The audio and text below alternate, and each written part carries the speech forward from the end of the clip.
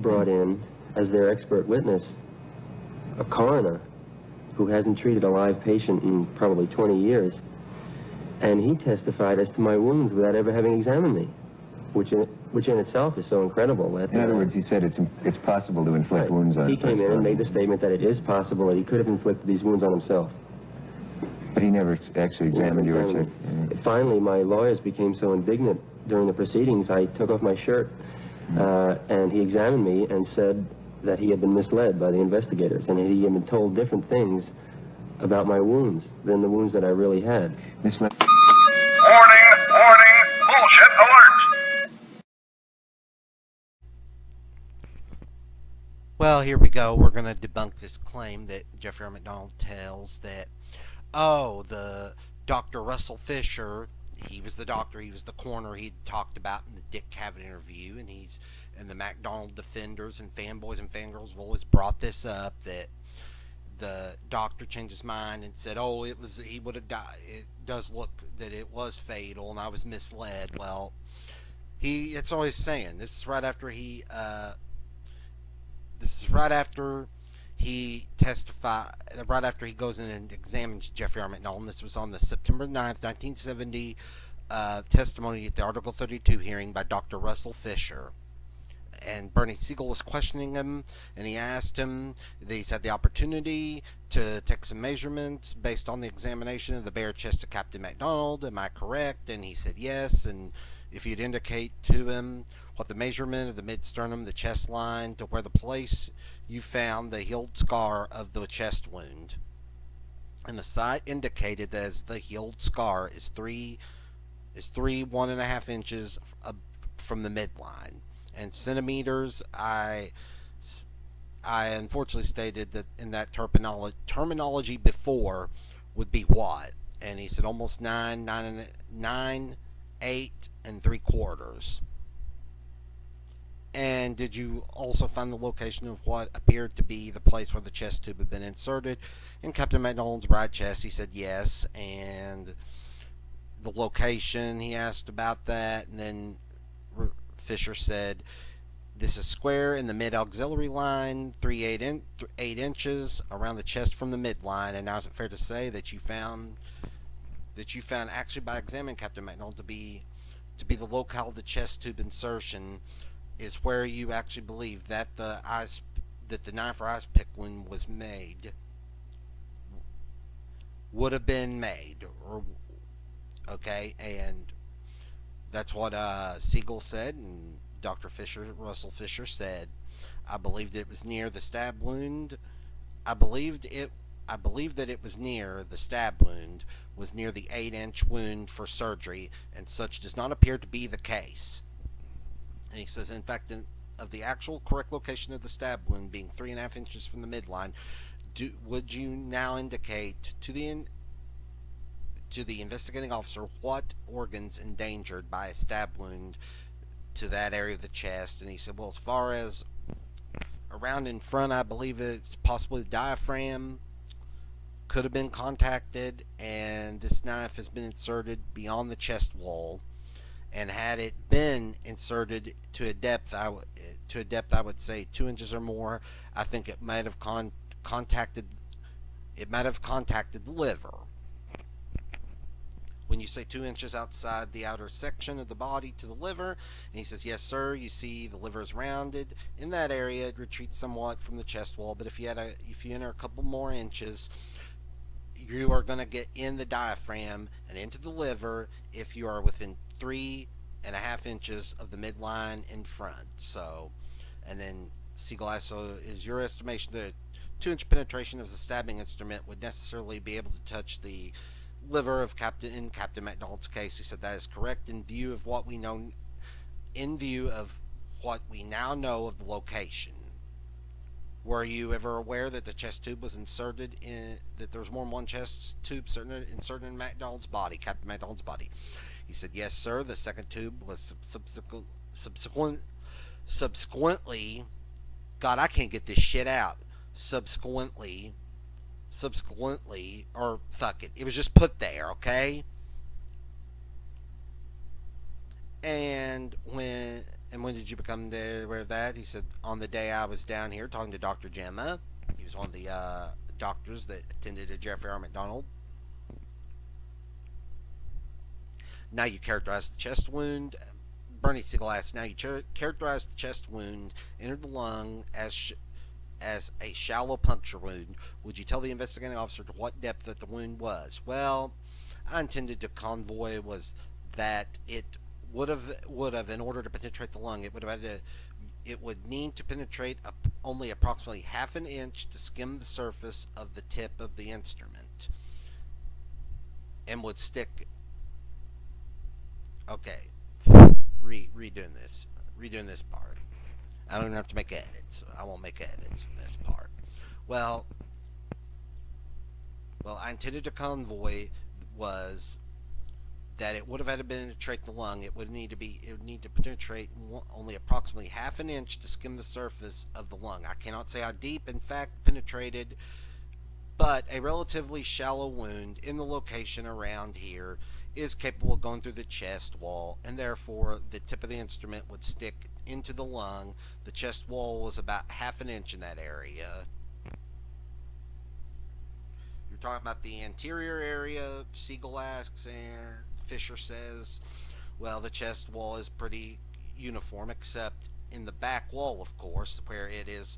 And he's interrupted. Did any of the treating physicians tell you that they were able to measure the depth at which the stab wound was in the chest? And he said no. And if I were to tell you, Siegel says, if there were three surgeons in the fourth emergency room treating physician who all dealt with Captain MacDonald on the 17th of February have testified or indicated that they considered the chest wound to be a life-threatening wound, would you disagree with their testimony? In my opinion, well, and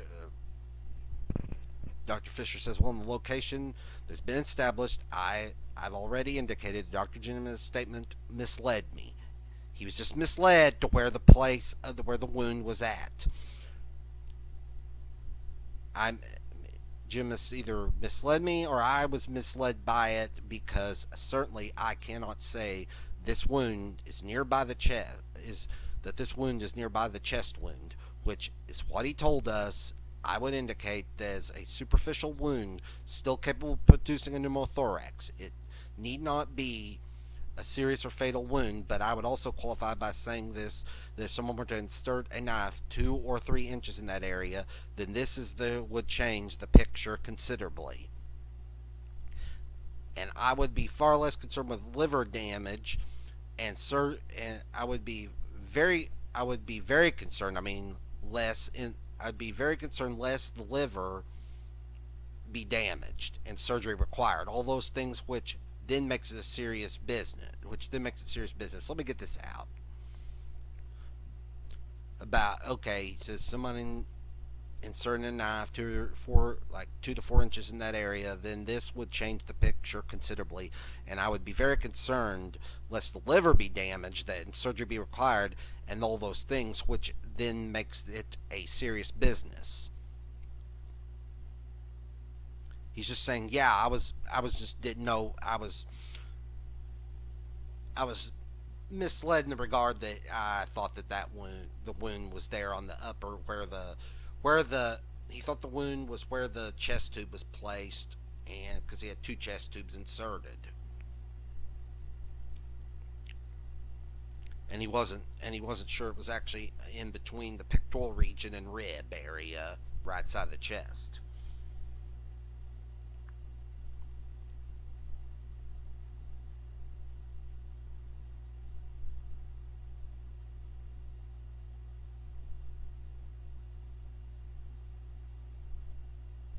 And I would indicate it as a superficial wound still capable of producing a normal thorax. It need not be a serious or fatal wound. But if he's saying, he's not changed his mind, but he's saying if it would have inserted a knife 2 to 4 inches more in that area, this would change the picture. And it wouldn't be just about liver damage, it would have been about damage to the lungs or heart, which then you're dealing with something that could be fatal. And Bernie Siegel said, well, I'm not actually sure whether I understand that you ultimately agree or disagree with what I'm suggesting to you, that this testimony here, that other persons who are surgeons and medical qualifications have testified and accept the language that they considered to be a life-threatening wound. Would you disagree? I would disagree with it. Did he change his position, say he was going to die? No. If only they postulated on the basis if the wound had been half or 3/4 of an inch deep, which is the only positive information we have. We on the other hand, we know that there was a pneumothorax. God, these sentences, did these people ever hear paragraphs? And sorry about that, but we know that there was a pneumothorax. Hence, we know it went in half an inch, and I wouldn't consider it any more serious in this location than I did around to the other side. If, on the other hand, they postulate that they base their answer on a 2 or 3 inch deep wound, then I would disagree with them. Then I would agree with them. It's simply that I think we now have to examine the situation upon which we reach a conclusion. The shallow wound, still not very significant. Deep wound, obviously a serious wound. And then Bernie Siegel asks, couldn't you develop a tension pneumothorax with the wound at any depth? One can develop a pneumothorax with a deep wound deep enough to penetrate in the lung area, regardless of whether it is here or there. And would you consider a new tension pneumothorax as a life-threatening injury? No, I don't think a tension pneumothorax with treatment is of any great significance from a stab wound. It is a different thing. If you got multiple fractures in the ribs and all this sort of business, but a single tension thorax is readily treatable, and I consider it a dangerous situation as long as it comes under treatment. Well, I gather you're disagreeing with the testimony of the surgeons who had suggested to you, adopted the language that they considered to be a life-threatening injury. And he says, I'm afraid there's been no evidence put to me that there was a tension pneumothorax here at any stage of the game. Hence, I come back to the fact that he didn't have a tension pneumothorax, since I don't see the potential.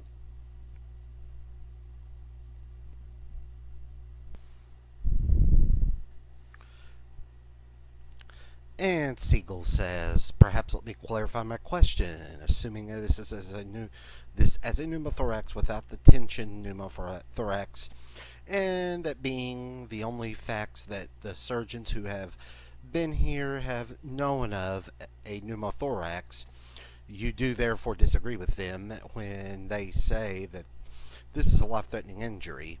And he says, yes, sir, I don't think that this is a life-threatening injury with any reasonable treatment at all. And the reasonable treatment in your judgment means prompt medical treatment, I assume, in a hospital. And Dr. Fisher says, prompt within a matter of hours, certainly. And then Siegel asked, could a physician who attempted to self-inflict an injury to the chest and lung, as in this case of Captain MacDonald, absolutely know the medical consequences of stabbing himself in the lung with a sharp instrument? And he says, I'm afraid, and Dr. Fisher said, I'm afraid you are asking me to assume things that I don't know about Captain MacDonald, namely his knowledge of anatomy and so forth. I would think that I could pretty well foresee the consequences of stabbing myself in this situation. And Siegel then replied and asking, and when you say they anticipate the consequences, maybe I don't fully comprehend. What do you consider to be consequences that you would reasonably anticipate if you stabbed yourself in your own right lung in place where Captain MacDonald was stabbed? And he replied, Dr. Fisher said, I would anticipate a pneumothorax, providing it was reasonably a shallow stab. Now, if it's 2 or 4 inch deep stab wound, there's another set of consequences, and I would admittedly be very of a different mind with this deep stab. Would my damage the liver? That I would, with a wound which doesn't damage the liver, or of a different mind with this deep stab wound that might damage the liver than I would with a wound that does not damage the liver and produces only a pneumothorax, as if it was apparently the case, as apparently was the case here, as was apparently the case here. See, he's never said that. Oh, everything was life-threatening. No, he's just saying. He just said he thought the stab wound was on the upper chest area. He didn't know it was on the right side. He's still saying that yes, the wound is superficial.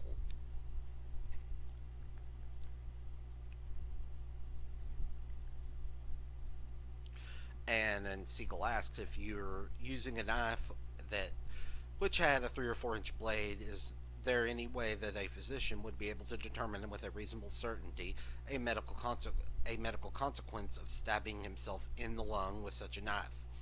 And Dr. Fisher said, I could see how one, if he chooses to do this, would not simply stab himself full hilt depth. That is not the procedure to do it. If one is being reasonably careful, and the diaphragm and other parts and other organs of the body in that area, basically, hilt. This is not the procedure to do it.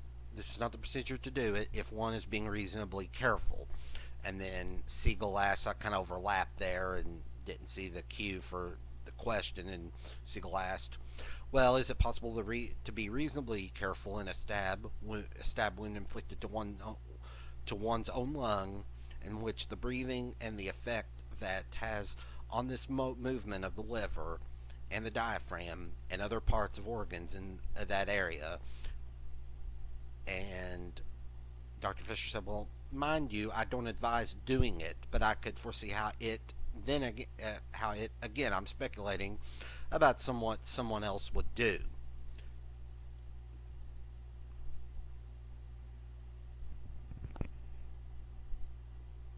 And then it goes on with him saying, well, if I were to tell you that there was approximately 4 physicians, Siegel asked, testified under oath, that said they could not, and that in their judgment, a physician could not absolutely know the medical consequences of stabbing himself in his own lung, would you agree or disagree with that statement by the other physicians? And Dr. Fisher said, I think I have answered in a qualified way, saying that if it is a shallow one, or a shallow one, would or should. These people have no idea what paragraphs are. I wish they would have just not had this all jumbled together. But Dr. Fisher saying, I think I have answered in a qualified way, saying that if it is shallow, one would or should be reasonably able to anticipate what's going to happen if it's 4 inches deep. One of these 2 situations, and have difficult options for 2 situations. And Siegel, you made reference to the fact that you were taking into consideration in your judgment that Captain MacDonald, the fact that his life signs did not seem to be very much out of line, indicating that the concluding injuries weren't terribly serious. And he says, yes, sir, that is correct. I could go on.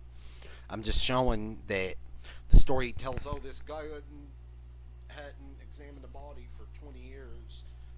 He came in and finally looked, and he was testifying and said, and when he finally got to see when I showed him, I took off my shirt and he examined me, he changed his mind and said, everything was life-threatening.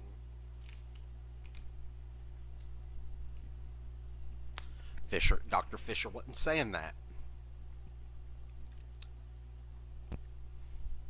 And it pretty much goes on from here. You can go on crimearchives.net and look for it.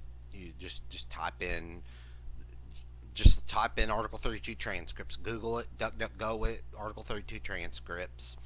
You'll find this site, crimearchives.net, or usually MacDonald case, just the facts. But the bottom line is, there was no that he did not change his mind, Dr. Fisher. This is the guy he was talking about, the guy who, because he had not seen a patient in 20 years. He had been done nothing but autopsies for 20 years. So that is a lie he told.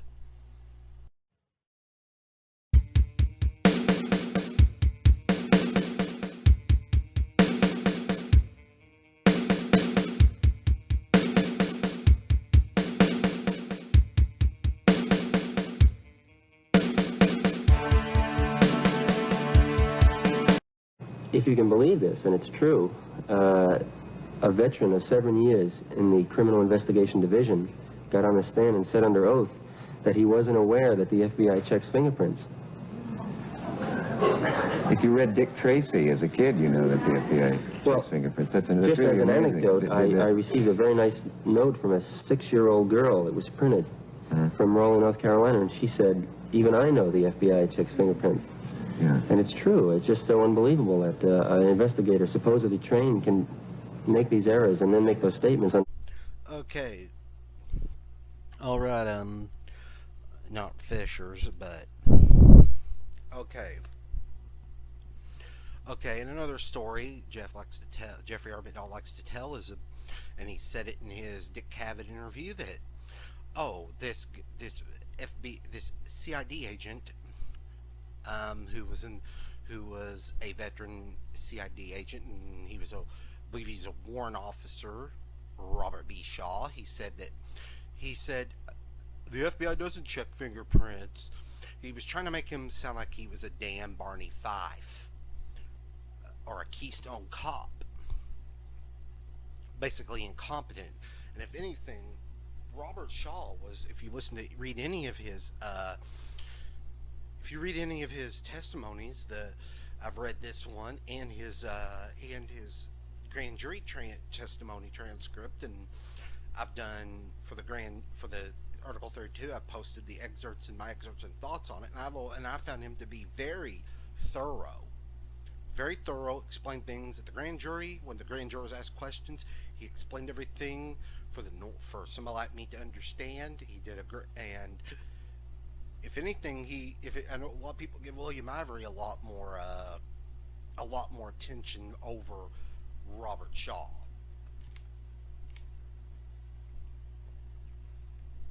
But Robert Shaw was very, very, very thorough, and he did a great freaking job on trying to process that crime scene.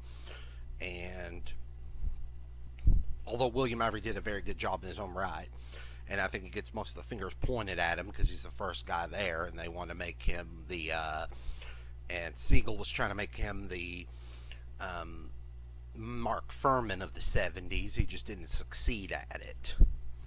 But he said this, because I know the FBI does not offer fingerprint record check service except in very limited areas.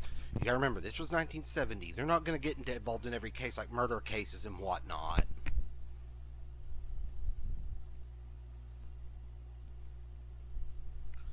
They're not going to get involved in that kind of stuff, but very limited areas. Repeated kidnapping offenders.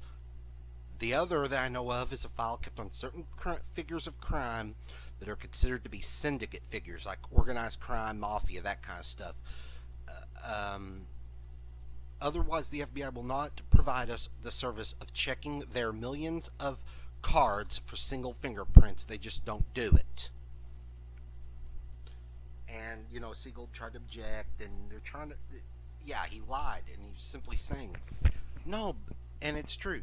At that time, the FBI ain't going to enter every case. I mean, they will offer, back then they offered, but they would not force themselves into a case. Or they would come in if they were nowadays, if they're requested to help, get some couple of FBI guys down here to help us out. They'll do that, but it was not very common back then. They were just going, like he said, back then it was after the mafia, after repeated kidnap offenders and also bank robbers, repeat offenders on bank robbing. It was never, they never got back then got involved in murder cases.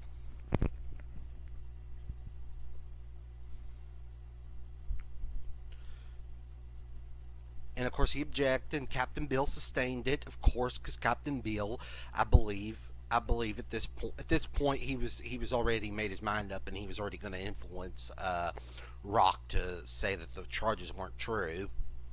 And I don't believe he works for the FBI. Do you, Mr.? No, I work. He says he works with them. No, Captain Bill says, do you work with them? And then Shaw said no. And then limited yours. Yeah.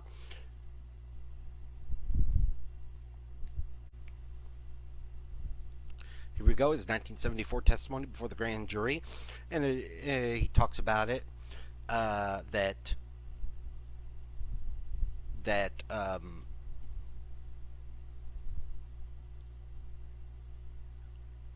about the FBI keeping fingerprint files. One of them is very large, and it involves somewhere in the number of 16 million fingerprint cards. And Warhide asks, now, when you say fingerprint cards, are these the fingerprint cards showing all 10 prints of the subject? And he says, yes, they are. They are the kind of fingerprints that are made if you go into the Army, or if you apply for a federal position of some kind, or a position that requires security clearance. 10 are rolled impressions that are made of your fingerprints, and of course the card bears your identity on it. And those are the individual prints. Warhide asks, and Shaw says, individual prints. And in addition, they print fingers of each hand simultaneously, so what you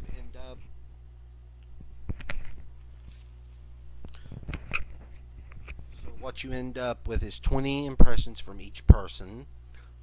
All right, and when the card gets to the FBI, they have a classification system which revolves around 10 fingers. They take every finger into account, classify the print, and give it a number and file it. The idea that if you later apply for a job, they want to verify your identity or your clearance. They take another card to the FBI, they pull the card, and they match the prints. If you apply for a job under assumed name, let's say, and you go to the assumed name file and they don't find it, so they take a classification of fingers and go to another section of their files, look up and see whether or not they have any fingerprint card which has the 10 finger classification on it. The other file that they keep is a single fingerprint file that they keep in a limited category of offenders. For instance, bank robbers, when they process the scene of a bank robbery, they find the fingertip on the teller's cage.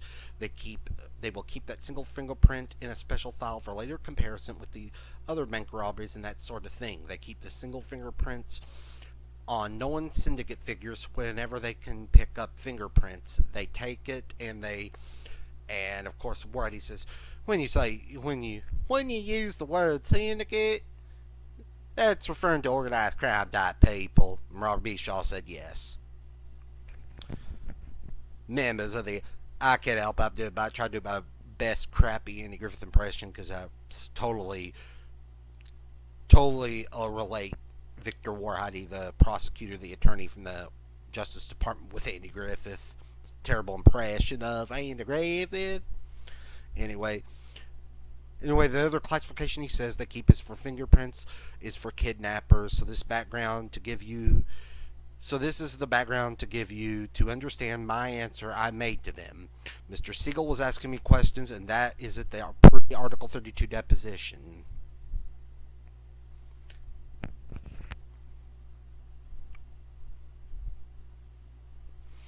And the fingerprints, and he was asked, and they go over what his testimony at the pre-Article 32 deposition he took, and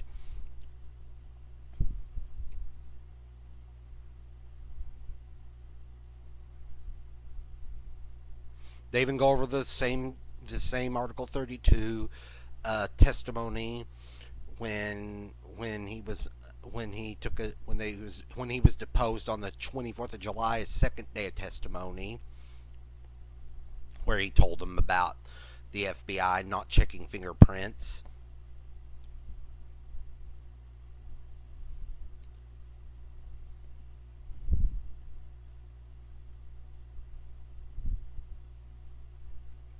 So basically, Warady says, in other words, on the Special Custody Army, they did compare individual fingerprints with the single fingerprint file, which consists of bank robbers, kidnappers, and syndicate of figures, and they found no match those fingerprints, and Shaw said that's correct.